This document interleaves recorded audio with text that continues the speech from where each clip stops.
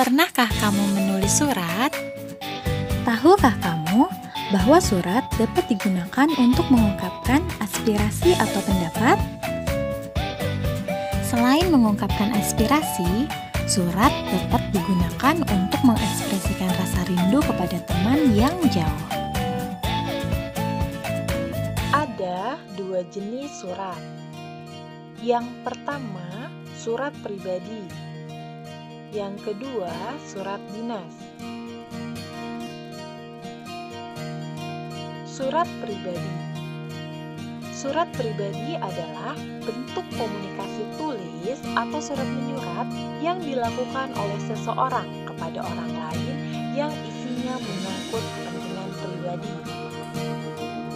Surat pribadi merupakan bentuk komunikasi interaktif antara orang pertama atau disebut juga dengan pengirim dan orang kedua yang disebut juga dengan penerima.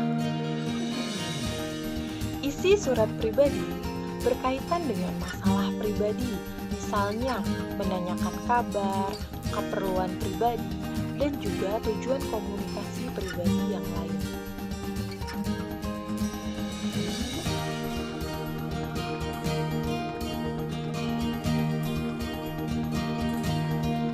Unsur surat pribadi. Yang pertama, alamat surat dan tanggal surat. Yang kedua, pembuka surat atau salam pembuka. Yang ketiga, pendahuluan. Yang keempat, isi. Yang kelima, penutup surat. Dan yang terakhir adalah nama pengirim, bisa disertai dengan tanda tangan sang pengirim. Contoh surat pribadi.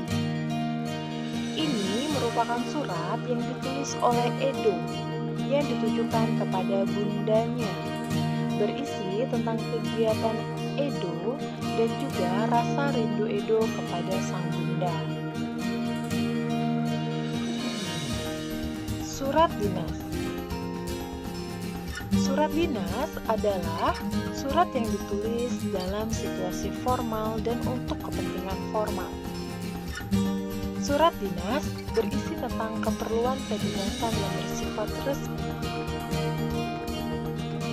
Surat dinas hanya boleh ditulis oleh sebuah instansi atau individu yang mewakili sebuah instansi. Seseorang atas nama individu tidak diperbolehkan menulis surat dinas karena seseorang tersebut tidak memiliki kepala surat dan juga nomor surat. Oleh sebab itulah, pada surat dinas ada kepala surat dan nomor surat.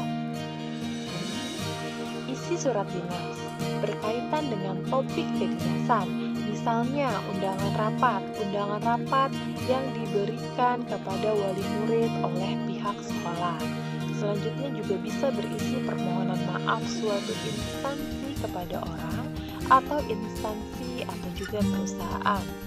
Dan bisa juga berisi izin menggunakan tempat.